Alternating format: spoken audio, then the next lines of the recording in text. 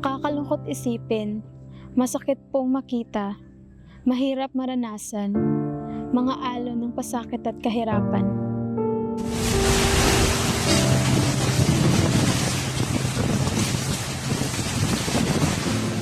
Pero naniniwala ako, kaya nating makaahon muli mula sa mga alon ito.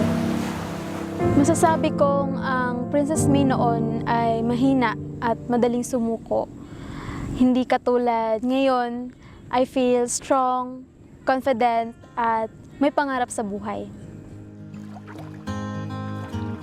Dahil may mga taong naniwala sa akin, naging mas determinado ako at porsigido na harapin kung ano man yung mga pagsubok na hinaharap.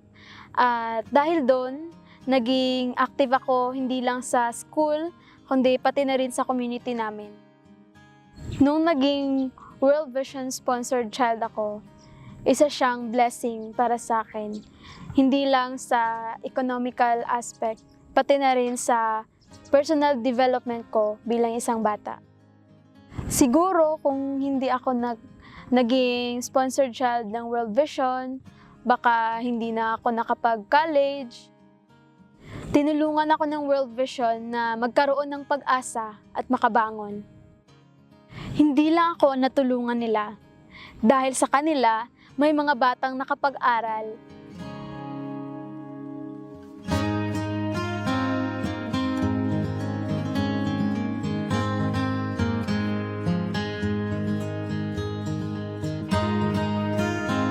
Naging malakas at malusog.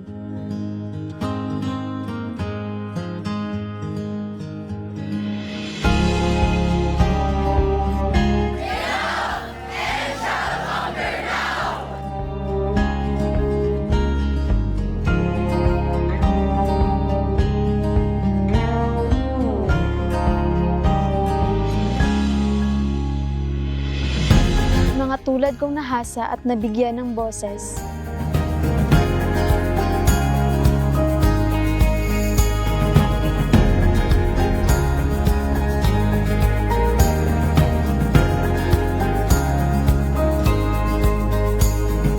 Mga pamilyang nagkahanap buhay.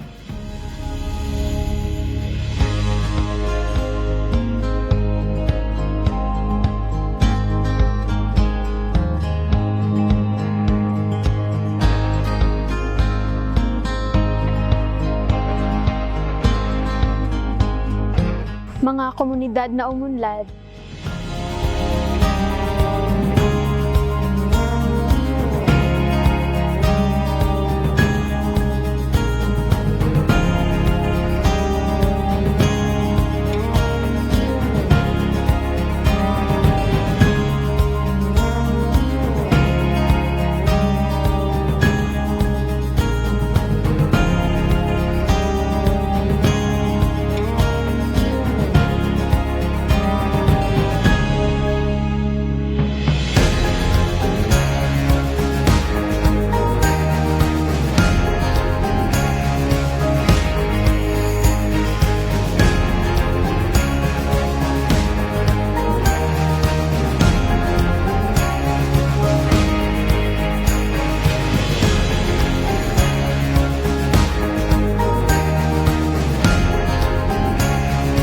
At mga Pilipinong nagkaroon ng pag-asa at nagbibigay ng pag-asa sa iba.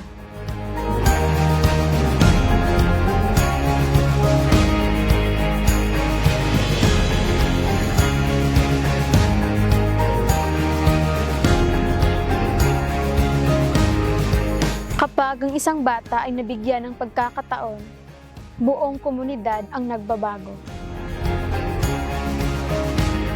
Nakakalungkot man ang ilang mga pinagdaanan, may mga problema pa ring hinaharap, naniniwala ako may pag-asa pa rin.